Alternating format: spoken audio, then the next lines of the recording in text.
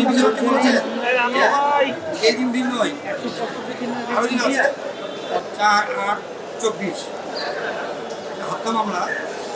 আসামি মোহাম্মদ কামরুল ইসলাম, সাবেক অবৈধ আইনমন্ত্রী, অবৈধ খাদ্যমন্ত্রী। ওনাকে আজকে উত্তরা বাসা থেকে অ্যারেস্ট করেছেন, পালিয়েছিল। হাসিনা পালাইছে, উনি লুকিয়েছেন।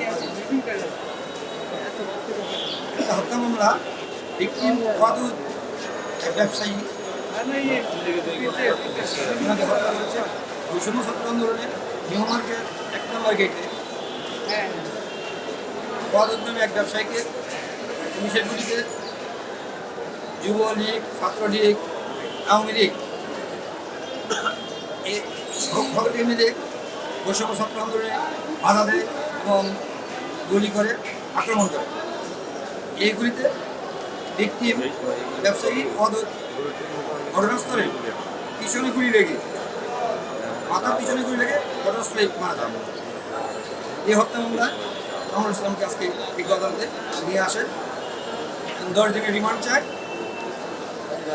বিজ্ঞ আদালত আসামি পক্ষের আইনজীবীদের কথা শুনেন, রিমান্ড বাতিলের প্রার্থনা করেন তারা এবং জামিন শুনানি করেন।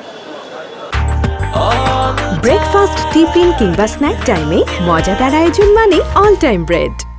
বিজ্ঞ আদালত সন্তুষ্ট হয়ে 8 দিনের রিমান্ড মঞ্জুর করে।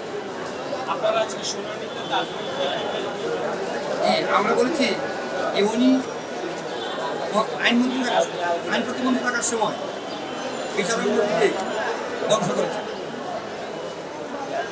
দলীয়করণ করেছেন, নগ্ন হস্তক্ষেপ করেছেন, এমন মানে বিচারাঙ্গনকে তার স্বাধীনতা চলতে দেয়নি এবং এই হত্যাকাণ্ডে সে জড়িত। এবং আত্মহত্যাকালীন আপনারা সবাই জানেন আন্তর্জাতিক মহলে এই বাংলাদেশের ভাবমূর্তি নষ্ট করেছেন উনি। পচা গম এই পুলিশের জন্য, পুলিশ জনগণের সাধারণের জন্য এনেছেন।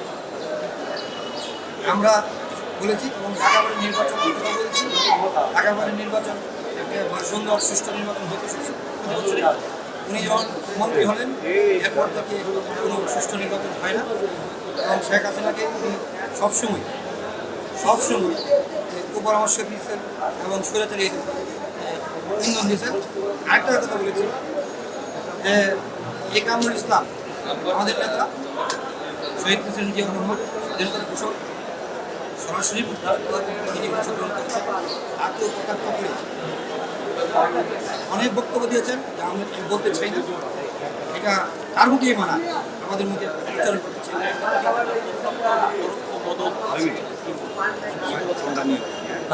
আদালত বলেছি যে উনি উনার নির্দেশে এই হত্যাকাণ্ড করেছেন। উনি সারা বাংলাদেশকে শেখ হাসিনার সেকেন্ড কমান্ড হিসেবে উনি, আমরা দেখেছি মিডিয়াতে উনি কাজ করেছেন। এলাকায় নির্বাচনী এলাকায় যে মামলা হয়েছে এই সম্বন্ধে আমাদের আসে নাই, হয়তো ওনারা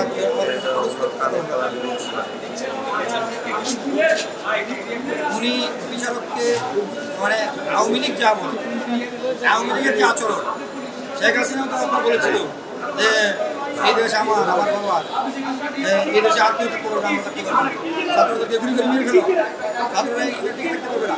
ওনাদের আচরণ আজকে প্রমাণ করেছে যে আওয়ামী লীগ একটা স্বৈরাচারী আচরণ তাদের ভিতরে প্রকাশ পাবে। উনি বলেছেন এই দিন উনি বিচারককে বলেছেন এই দিন নয়, আরো দিন আছে এই বলে